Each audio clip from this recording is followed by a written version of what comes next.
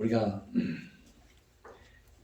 예수 믿고 복 받으세요 하는 말을 많이 들었을 겁니다. 어떻게 보면 한국 교회의 전도 슬로건이라고 해도 과언이 아닙니다. 인간들은 복 받기를 원합니다. 어떻게 보면 무신론적인 사상을 가지고 있는 사람은 복을 받기는 무슨 복을 받아. 내가 하는 대로 복도 되고 화도 되는 것이지. 이렇게 어떤 영적 존재로부터 복을 받는 것을 거부하는 사람도 있지만은 일반적으로 복 받기를 원합니다. 그런데 그 복이 무엇이냐? 많은 사람들은 자기에게 부족하다고 느끼고 간절한 마음으로 얻기를 바라는 것이 복이기 때문에 사람마다 복의 개념이 다 달라요. 그러나 그 모든 것들이 거의가 돈으로 해결되기 때문에 돈 많이 벌면 복 받는 거라고 생각을 합니다.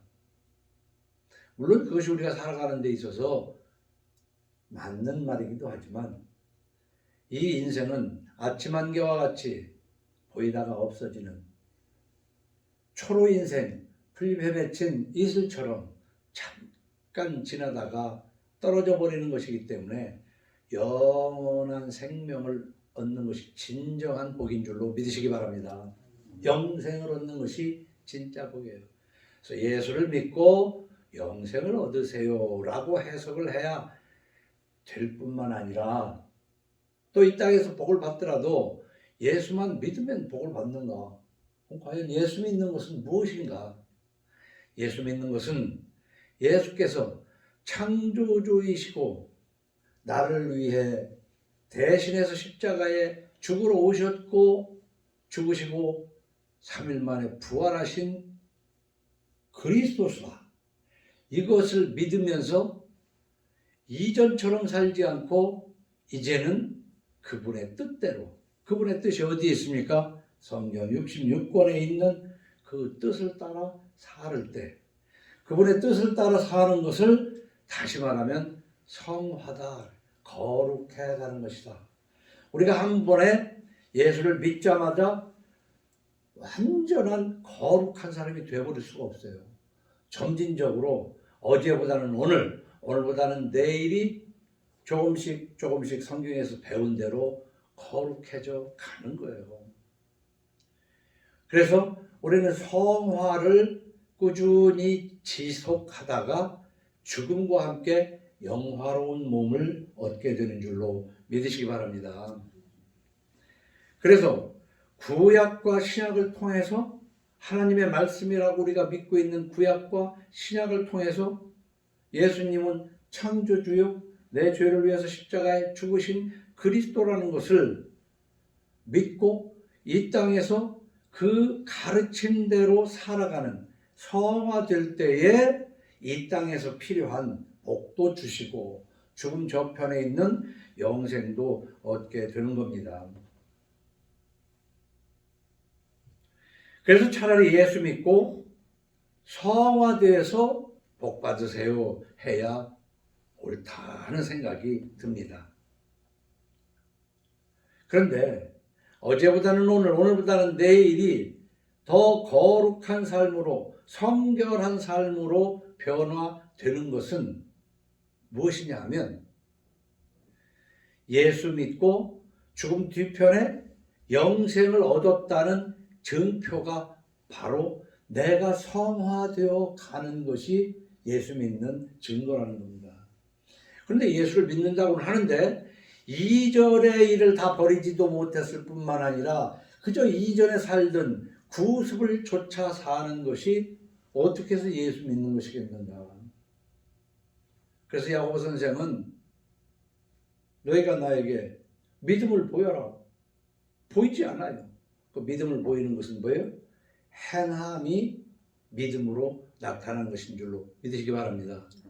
그래서 그 믿음을 행함으로 표현해가면서 살아갈 때 죽어서 영생을 얻고 살아서도 하나님이 필요한 것을 채워주십니다.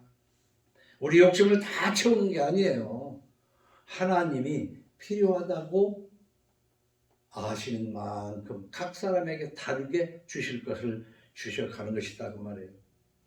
그래서 예수 믿고 성화로 복을 받으려면 성화는 어떻게 해야 되느냐? 성경 전체에서 하나님의 뜻을 따라가는 거지만 어떻게 보면 잠언 말씀을 읽어가면서 아하 이게 하나님의 뜻이고 예수께서 내 죄를 대신해서 십자가에 죽으셨다는 것을 믿는 사람은 이 잠언을 자주 읽어가면서 잠언에 있는 말씀으로 생활의 지침을 삼는 거예요. 그 생활의 지침을 삼는 그 삶이 곧 지혜인 줄로 믿으시기 바랍니다. 아멘. 세상의 꾀와는 달라요. 하나님이 가르치는 가르침을 행동으로 보이는 것이 지혜다 그 말이에요. 그래서 잠언은요 수시로 자주 읽어볼 필요가 있어요. 뭐 깊이 분석하고 말 것도 없고 글자 그대로 받아들이면 되는 겁니다. 그런 것들이 대부분이에요.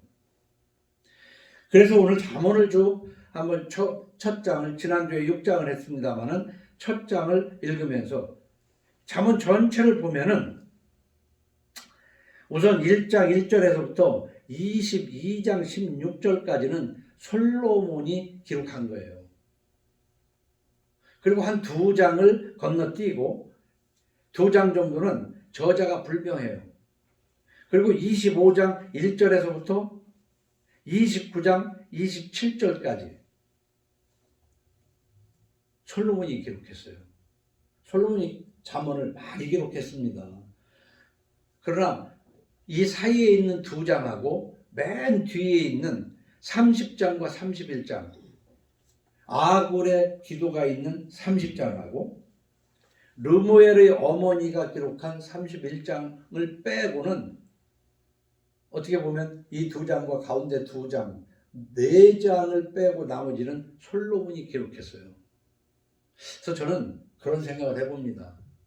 솔로몬이 하나님에게 칭찬을 받아서 하나님 백성을 출입하는 백성들을 어떻게 판단할까 지혜를 달라고 해서 네가 구하지 아니하는 부귀도 겸하여 주겠다고 해서 부귀를 참 솔로몬같이 부귀를 누리는 사람도 없어요. 그러나 솔로몬만큼 못된 짓을 많이 한 사람도 없다 그 말입니다. 응? 그래서 이 못된 짓을 그렇게 하고 난 다음에 말년에 가서 성령을 받아 잠언 말씀을 기록하고 전도서를 기록하면서 전도서에 참 헛되고 헛되다. 하나님 말씀을 떠나서 지혜롭지 못한 삶의 끝이 참으로 헛되고 헛되다 라는 전도서와 함께 이 솔로몬의 잠언을 기록해서 이 잠언의 기록된 말씀대로 사는 것이 지혜요 지혜로운 삶을 사는 자에게 하나님이 필요한 것을 다 주시는 참으로 이슬 같은 이 짧은 인생 동안에 복을 받을 수 있는 비결을 적어놓은 거예요. 이 솔로몬이. 그래서 저는 보니까 솔로몬이 적은 잠언이 여러 가지가 있지만 1장 오늘에서부터 22장 16절까지 25장 1절에서부터 뒤에 29장 27절까지 이렇게 크게 둘로 나눠졌는데 앞에 22장 16절을 끝내고 17절부터는 이제 저자 불문명인데 22장 16절에는 이런 말씀을 기록했어요. 이런 것을 생각하고 살아봅니까? 아 그렇지 할지는 모르겠지만 22장 16절에 이렇게 기록하고 있어요. 이익을 얻으려고 가난한 자를 학대하는 자와 부자에게 주는 자는 가난하여질 뿐이니라. 근데 이 자본주의 속에서요 우리가 사는 게 그렇습니다. 전부 다 힘을 가지고 어떻게든 더 큰 힘을 가져서 약한 사람 것을 밟고 눌러서 빼서 착취해야 부자 되는 거 아닙니까 이 사회에서? 어떻게 보면 지나간 날들 재벌들이 다 이렇게 해가지고 부자 된 거예요. 이거 안 하면 부자 안 되는 거예요 세상이. 그러니까 하나님 말씀은 다 틀린 거 아니냐. 또 사람들은 부자에게 줍니다. 뭐요? 일본말로 와이로 좀 잘 좀 부탁합니다 하고 부자들에게 선물도 하고 밥도 사주고 뭐 대접을 잘 하는 거 아닙니까? 왜냐? 뭔가 좀 얻어먹자는 거거든. 그러나 성경은 그런 사람은 가난해질 뿐이다 이렇게 얘기를 하고 있어요. 이런 말씀을 한번 묵상하면서 살아야 돼요. 예수 믿는 사람이라면. 응? 이익을 얻으려고 가난한 자를 학대해요? 다른 자문에서는 뭐라고 하냐면 가난한 자가 좀 도와달라고 부르짖을 때, 그 도와달라는 말은 없지만 가난한 자가 부르짖을 때에 돌아보지 아니하면, 응? 우리는 살다 보면 너무 어려운 사람이 나 좀 도와줘 하는데 그런 건 털어버리고 살아야지. 그거 다 도와주고 어떻게 뭐 합니까? 그런데 네가 부르짖을 일이 있을 때 돌아보는 자가 없게 하나님이 하시겠다는 뜻이거든요. 응? 예수 믿고 복 받으라고 그러니까 그저 우리 한국교회에서는 지금까지 볼 때 교회 생활, 교회 많이 들랑거리고 교회에서 뭐 맡아서 오고 하는 것이 예수 잘 믿는 거야. 그것보다 엿새 동안의 삶 속에서 나에게 다가오는 어떤 일 속에서 잠언을 쭉 읽어가면서 그것이 만나질 때 나하고 그 말씀을 적용을 해야 되는 거예요. 그럴 때 하나님께서 책임져 주시는 줄로 믿으시기 바랍니다. 아멘. 그런가 하면 29장 27절에는 뭐라고 했냐면 불의한 자는 의인에게 미움을 받고 바르게 행하는 자는 악인에게 미움을 받느니라. 이 세상은요 모든 사람에게 사랑받고 존경받고 하는 사람 아무도 없어요. 아무리 훌륭한 사람도요 욕하는 사람이 있어요. 또 아무리 못난 사람도 또 악한 사람도 누군가에게는 칭찬을 받아요. 그러나 다수에게 칭찬받고 한두 사람에게 욕을 먹는 사람도 있지만은 뭐 거꾸로 또 그렇게 되는 거죠. 그렇기 때문에 우리는 과연 그 칭찬하는 사람이 누구며 욕하는 사람이 누군가를 잘 분별을 해야 돼요. 내가 누구에게 칭찬받는가? 그러나 성경은 분명히 불의한 자는 의인에게 미움을 받는다는 거죠. 그런가 하면 바르게 행하는 자는 악인이 미워한다는 거죠. 바로 이러한 내용들이 가득하게 있는 것이 잠언이기 때문에 잠언을 자주 주야로 묵상하는 여러분 되기를 예수 이름으로 축원합니다. 아멘. 그래서 오늘 1장 1절로 6절에 이 잠언이라는 것이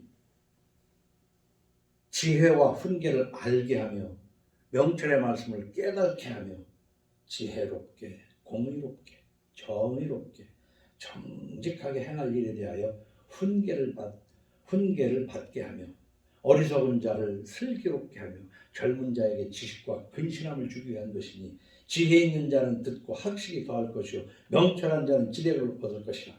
잠언과 비유와 지혜 있는 자의 말과 그 오묘한 말을 깨달으라. 이 잠언을 읽으면서 삶을 이렇게 살아야 되겠구나. 그 오묘함을 깨달아가면서 마치 고기는 씹어야 맛인 것처럼 고기를 아무리 좋아한다고 해서 입에 넣고 두어 번 우물거리다가 꿀꺽 삼켜 많이 먹으려고 꿀꺽 삼키면 그 고기 맛을 어떻게 읽겠습니까? 씹고 씹어야 되는 것처럼 우리가 신앙생활 하는데도 하나님의 말씀을 고기를 씹듯이 자주 묵상하면서 그걸 삶에 적용했을 때 내 마음에 오는 느낌과 그 삶 뒤에 벌어지는 일들을 조용히 생각해가면서 자기를 성찰해가면서 사는 것이 신앙생활입니다. 그런데 이러한 잠언을 잘 좀 읽어라는 뜻에서 1절로 6절을 기록한 다음에 7절부터 구절 짧지만 우리가 신앙생활하는 데서는 하나님과 인간관계인데 10계명도 하나님에 대한 계명이고 이웃에 대한 계명 아닙니까? 대신계명, 이웃에 대한 계명이란 말이에요. 근데 이 7절로 9절이 바로 그것을 얘기하고 있어요.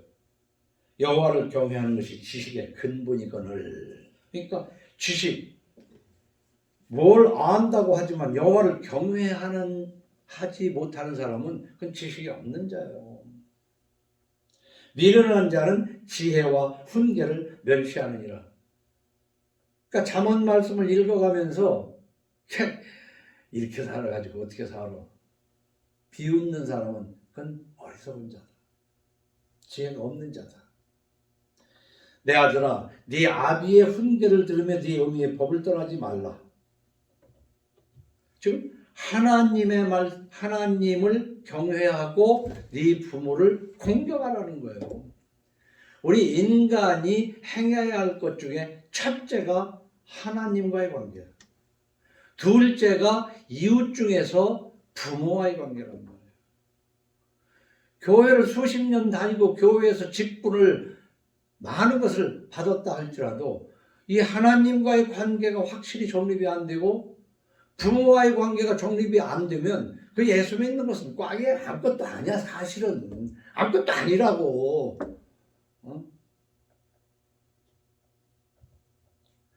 여호와를 경외하는 것이 지식의 근본이라고 할 때 이 경외라는 거, 하나님에 대해서는 뭐냐면요, 우리는 하나님의 한쪽 측면만 알아서 하룻강아지 같은 신앙생활을 해요. 하나님은 사랑이시라 사랑 타령만 해요. 하나님은 사랑이니까 다 그런 거 다 용서하십니다. 독이에요, 독. 그렇지 않습니다. 예수를 믿었으면요, 이제는 하나님 뜻대로 살아야지 이전처럼 살면은 더 큰 진노를 하십니다. 경외라는 것은 먼저 경외는요, 하나님을 존중하고 공경하되 하나님에 대한 두려움이 있어야 되는 거예요. 두려움. 그래서 하나님의 계명을 지키되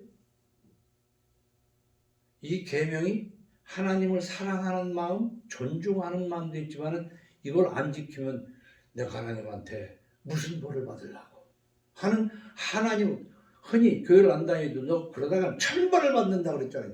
하늘의 벌을 받는다. 근데 교회 다니면서 이 천벌 받는 것에 대한 생각이 별로 없는 것 같아. 그리고는 그냥 회개기도 하면 되지. 그 진정한 예수 믿는 것이 아니기 때문에 그런 생각을 갖는 겁니다.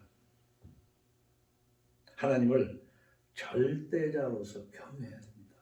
하나님을 두렵고 떨림으로.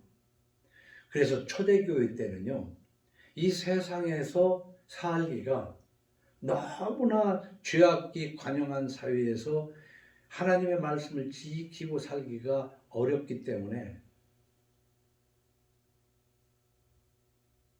지하묘지, 거기는 카타콤이라고 하는데 지하묘지가 있습니다. 지하묘지 카타콤에서 사는 그리스도인들이 있었어요. 그래서 그거를 God fear라고 그랬어요. 하나님을 두려워하는 자들. 이 하나님을 두려워하는 자들은 세상 속에 살면서 하나님이 계명을 어겨 하나님한테 벌을 받지 않으려고 자기들끼리 그 지하 묘지에서 숨어 살았단 말이에요. 꼭 그것이 바람직하지는 않지만 너무나도 그러한 정신이 이 한국 교회 상태에서는 없어요. 하나님 두려운 줄을 몰라. 그냥 하나님은 사랑이라는 것이지. 두렵고 떨리는 마음만이 아니라 날 위해 십자가에 죽으신 하나님의 사랑을 존중도 해야 되는 거예요. 존중해야지. 응? 같은 계명을 지켜서. 그러기 위해서 그 말씀을 존중하기 때문에 말씀을 순종하고 사는 거예요. 순종하는 것이 곧 성화다 그 말이에요. 반면에 미련한 자는 지혜와 훈계를 멸시한다고 그랬습니다. 멸시한다고 그랬어요.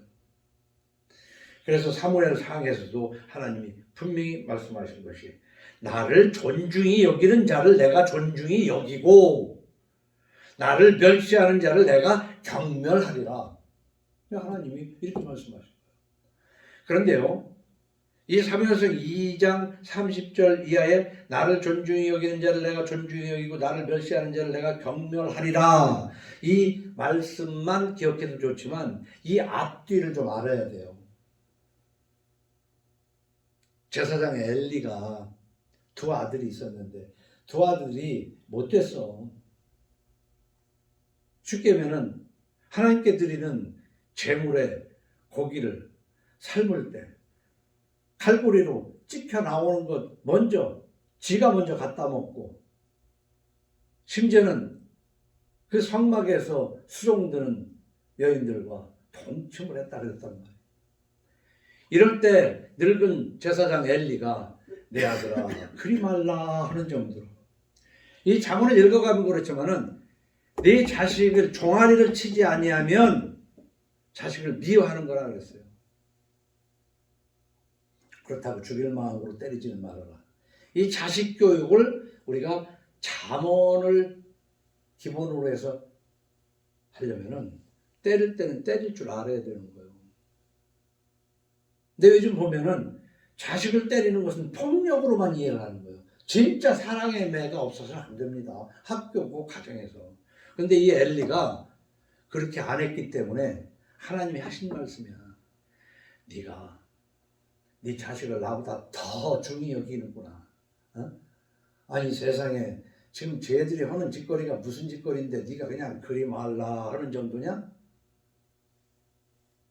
나를 존중히 하는 자를 내가 존중히 여기고 나를 멸시하는 자를 내가 경멸하리라 하면서 내 아들을 살고 죽지 못할 것이고 너도 늙어 죽게 될 것이라는 하나님의 말씀과 함께 그 두 아들은 전쟁에 나가서 죽고 전쟁에 나가서 죽었다는 소식을 듣던 엘리는 의자에 앉았다가 뒤로 넘어져 목이 부러져 죽었다는 얘기. 이 앞뒤 내용이 무시무시한 얘기예요. 그러나 이 글만 가지고도 우리는 하나님은 사랑이시니까 뭐 해. 그 손자 귀여워하면은 코 묻은 밥을 먹는다는 식으로 손자 이뻐하면은 상투 잡히고 수염 잡히고 하나님을 그렇게 알면 안 돼요. 하나님은 무서운 분입니다. 두려운 분이에요. 세상에 몸은 죽여도 그 영혼을 멸하지 못하는 자를 두려우지 말고 네 몸과 영혼까지 멸하는 자를 두려워라 그랬거든요.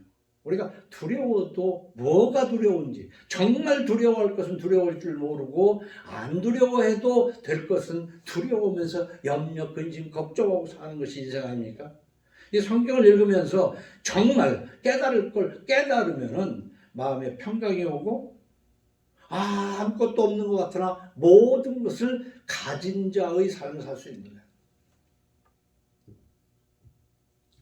그래서 하나님을 절대자로 경외해야 하며 하나님을 경외하는 부모 그리고 그 부모에게 순종하는 자녀가 있는 가정 성화를 잠언에서 가르치고 있다. 저는 그렇게 해석합니다.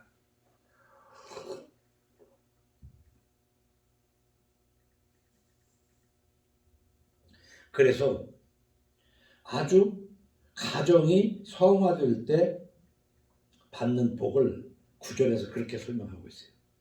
이는 네 머리에 아름다운 관이요 네 목의 금사슬이니라. 그래서 오늘 제목을 머리에 면류관, 목에 금사슬. 응? 우리가 살면서 면류관이라는 게 뭐예요? 뭐 높아졌다든지 좌간 좋아졌다 그 얘기 아니에요. 면류관 받는다는 게. 예수님은 가시면류관을 받았잖아요. 우리가 삶에서 이런 쓴맛을 봐야 되는데 우리를 면류관 쓰게 하시려고 가시면류관 쓰셨거든요. 그럼 우리가 면류관을 받는 것은 뭐냐? 지혜로운 삶에서 면류관을 받는 거예요. 미련한 삶이 아니라. 그리고 목에는 금사슬. 요즘 보면 뭐 금 한 양을 가지고 오는지 반 양을 가지고 오는지 금으로 이거 만들어 가지고 차고 다니는 사람도 있잖아요. 좋은 걸 의미하는 거예요. 근데 이게 뭐예요? 부모를 경외하는, 아니 하나님을 경외, 하나님을 두려워하면서 그 말씀에 순종해요 해서 성화해가는 부모가 있고, 그 부모가 하나님의 말씀에 준해서 가르치는 것을 순종하는 가정에 머리에 면류관, 목에 금사슬이 씌워지는 줄로 믿으시기 바랍니다. 그래서 저는 일부러 내가 만들어내는 것이 아니라 오랜 동안 신앙생활하고 하나님의 말씀을 전하는 가운데 이건 아니다. 이렇게 예수 믿는 건 아니다. 가정이 성화돼야 되겠다. 가정이 성화되려면 가정의 머리가 먼저 성화돼야 돼요. 그게 예수 믿는 것이지, 교회만 맨날 들랑거리고 교회에서 뭐 맡았다고 뭐 바쁘게 뭐 그냥 아이고 교회에서 일 보는 것들이 많아요. 무엇으로. 그게 직접 받은 사람들. 그리고 그 가정은 개판으로 돌아가는 거 아무 의미 없어. 그럼 교회 다녀서 뭐합니까? 응? 아니면은 그냥 교회만 주일날 가서 한번 앉았다가 아이 주일 지켰다 하고 하나님 말씀이 적용이 안 되는 가정이 그게 무슨 예수 믿는 가정이냐 그 말이에요.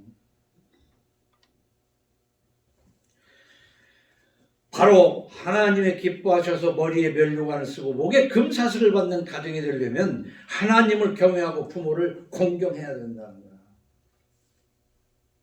여호와를 경외하는 것이 지식의 근본이거늘 미련한 자는 지혜와 훈계를 멸시하느니라. 여호와를 경외하라는 거 아닙니까? 내 아들아 네 아비의 훈계를 들으며 네 어미의 법을 떠나지 말라. 부모 공경하라는 거예요. 뭐 우리는 하도 못 살던 민족이라 그런가 부모 공경한다면은 부모 맛있는 거 먹이는 거, 물론 그것도 없는 중에 그것도 들 수 있지만 부모가 얘기하면 들어야 돼. 그런데 자녀들아 부모에게 순종하라는데 뭐냐? 주 안에서라는 말이 반드시 있단 말이에요. 그 부모가 하나님을 모르고 하나님을 무시하고 멸시하는 사람이 그까지 예수 믿지 말고 성경 찢어버려 하면 그 순종하는 것이 그게 성화는 아니거든요. 그러니까 하나님의 말씀을 아는 아버지와 그 말씀에 순종하는 가정, 머리에 면류관을 쓰고 목에 금사슬을 걸 때가 있을 줄로 믿으시기 바랍니다. 그럼 그것만 하면 다냐? 10절에서 19절의 말씀을 한번 보겠어요. 내 아들아 악한 자가 너를 끌지라도 따르지 말라. 뭐 악한 자가 끌 때 안 따르는 것 같아도요, 대개 이 악한 자가 끌지라도 따르지 말라는 말하냐면 모든 돈벌이에 있어서 정상적인 방법이 아닌 것을 누가 속닥속닥 이렇게 하면 돈 벌 수 있어 하는 거 있잖아요.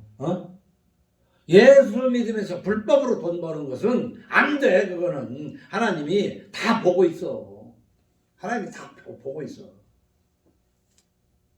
그들이 네게 말하기를 우리와 함께 가자. 우리가 가만히 엎드렸다가 사람의 피를 흘리자. 죄 없는 자를 까다롭게 숨어 기다리자. 이렇게까지는 안 할지라도 그 불법한 거 있다고.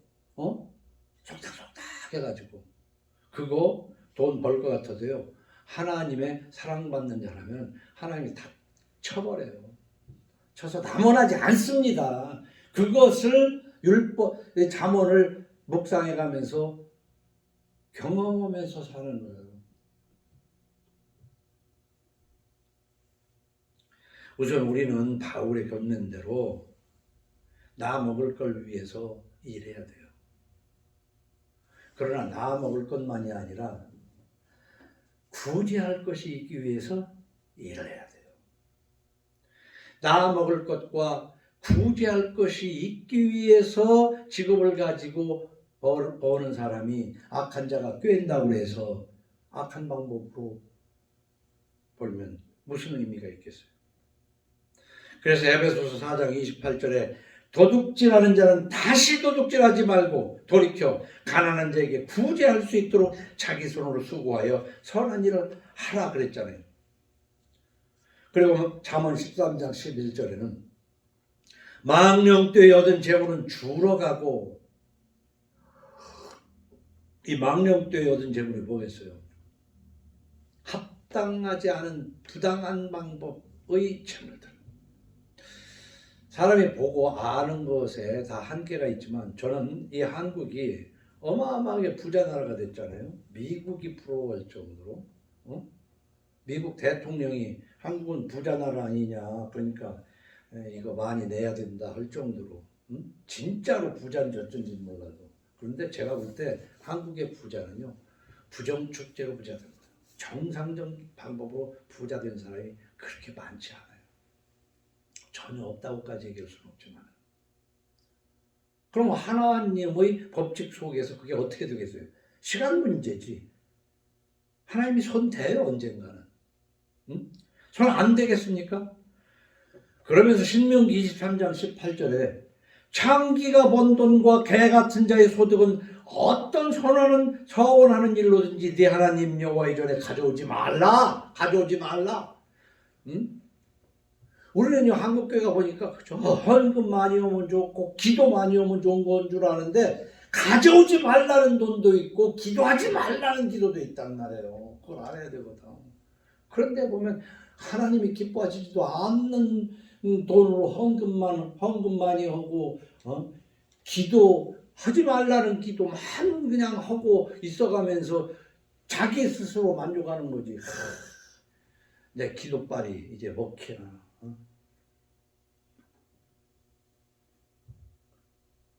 그런데요, 창기가 번 돈과 개 같은 자의 소득은 어떤 서운한 일로든지 네 하나님 여호와의 전에 가져오지 말라. 이 둘은 다 네 하나님 여호와께 가증한 것이니, 하나님이 가증한 거 받고 그거 기뻐하시겠습니까?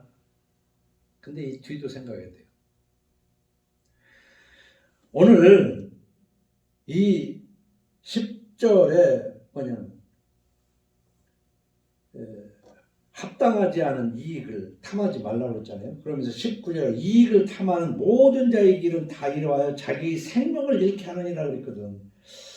우리가 그 이익을 위해서 하는 거예요. 모든 기업이 이익을 내려고 하는 거 아닙니까? 이익을. 사업해가지고 맨날 적자만 내면 되겠어요? 근데 그 이익이 합당한 방법, 정당한 법으로 이익을 내지 않으면 하나님의 손길을 느끼게 될 거라고, 때가 되면. 근데 여기에 뭐라 하냐면 네가 형제에게 꾸어주거든 이자를 받지 말지니 그랬어요. 우리 자본주의에서는요, 남을 가난한 자를 받고 눌러서, 약한 자를 받고 눌러서 더 벌어내고 부자에게는 주어서 어떻게 좀 혜택 좀 보려고 하는 그런 방법으로 벌어가는 사람들이 많아요.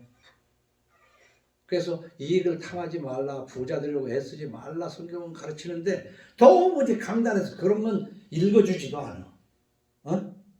그리고 성경 통독한다고 그러지만 그 대목 같은 것은 눈길도 안 주고 그냥 지나가는 거 아니냐 이 말이에요. 근데 여기서는 뭐라고 그랬냐면 창기가 번 돈, 개 같은 자의 소득 안 된다고 그랬지만은 그것과 비슷한 것이 네가 형제에게 꾸어주거든 이자 받지 말라는 거거든. 내가 볼 때 기독교 교인들 속에서 이자 없이 무이자로 빌려주는 사람이 몇이나 있어.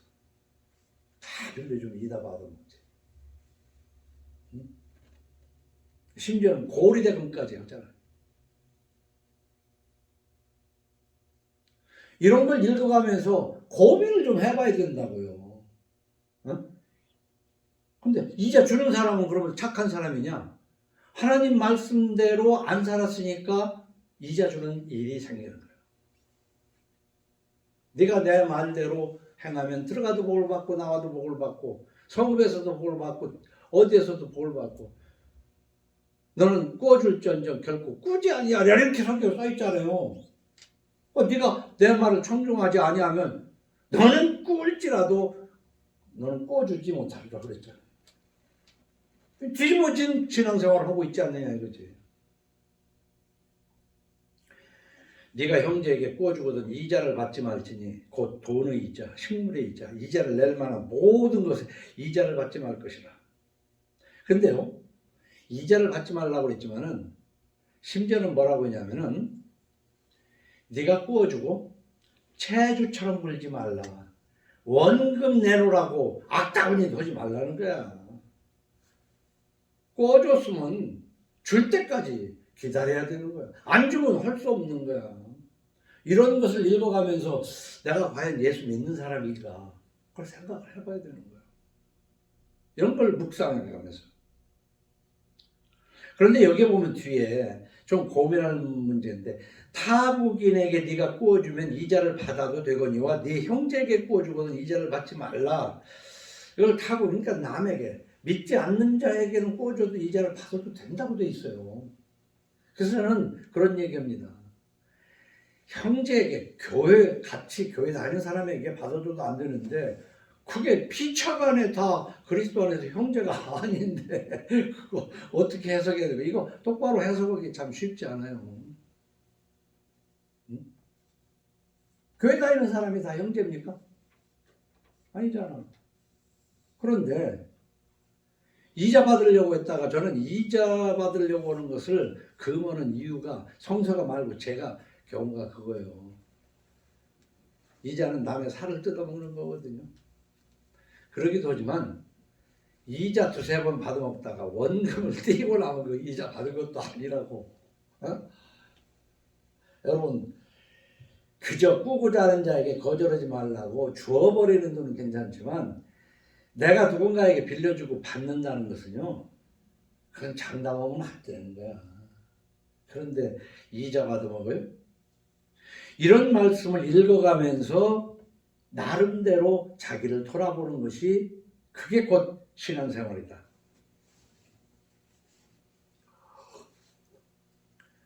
근데 뒤에 20절로 22절에 보니까 지혜가 길거리에서 부르며 광장에서 소리를 높이며 시끄러운 길목에서 소리를 지르며 성문 어귀와 성중에서 그 소리를 바라에 이르되 너희 어리석은 자들아 어리석음을 좋아하며 거만한 자들은 거만을 기뻐하며 미련한 자들은 지식을 미워하니 어느 때까지 하겠느냐.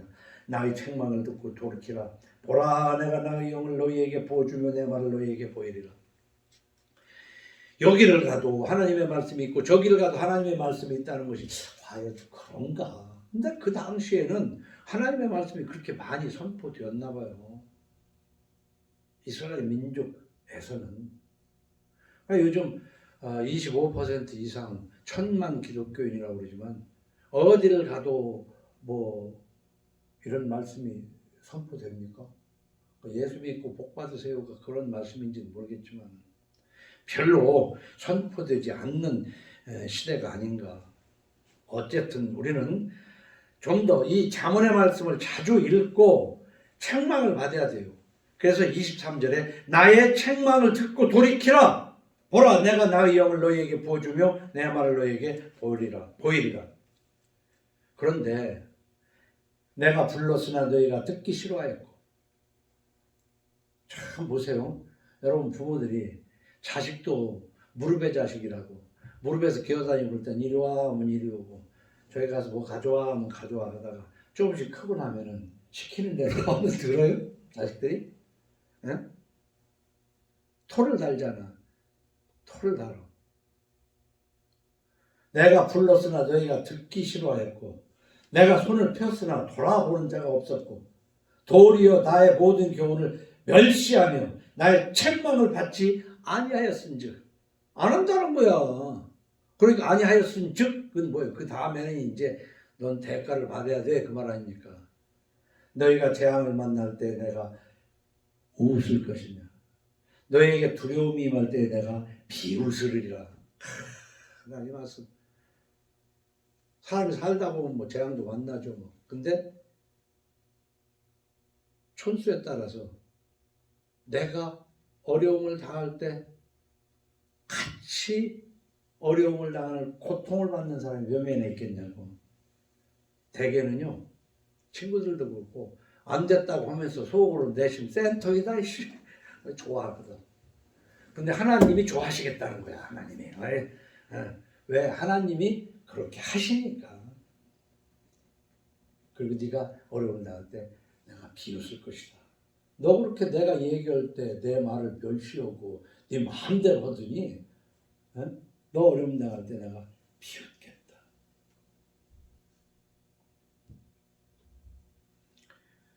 여러분, 우리는요 하나님의 말씀을 읽으면서 좀 더 깊이 생각해 봐야 돼요.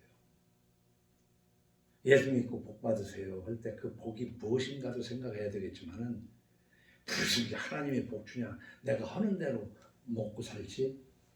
맞는 말 같지만은 31절에서부터는 행위의 열매를 먹으며 자기 꾀에 배부리라 그랬거든요. 예수를 안 믿고 하나님 말씀대로 읽어서 살지 않고 그냥 내가 잘하면 복 받고 잘 못하면 뭐 손해 나는 거지라고 생각하는 사람하고 어떻게 보면 비슷한 내용 같아.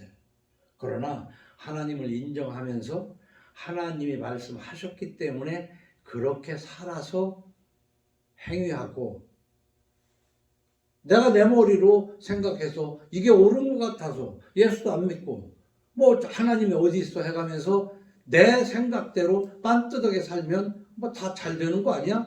그거하고는 전혀 다릅니다. 31절에 보면 자기 행위의 열매를 먹으며 자기 꾀에 배부리라. 어리석은 자의 태고는 자기를 죽이며 미련한 자의 안일은 자기를 멸망시키려니와 오직 내 말을 듣는 자는 평안히 살며 재앙의 두려움이 없이 안전하리라. 이 33절 함께 합독합시다. 33절 시작. 오직 내 말을 듣는 자는 평안히 살며 재앙의 두려움이 없이 안전하리라. 아멘. 기도합니다. 주님 감사합니다. 주께서 방탕한 솔로몬의 말년에 감화하셔서 기록하게 하신 이 잠언의 말씀을 우리가 이 세상 살아갈 때 교훈으로 우리 삶의 지표로 삼을 수 있도록 용기를 주시옵소서. 감사하고 예수님 이름으로 기도합나이다. 아멘.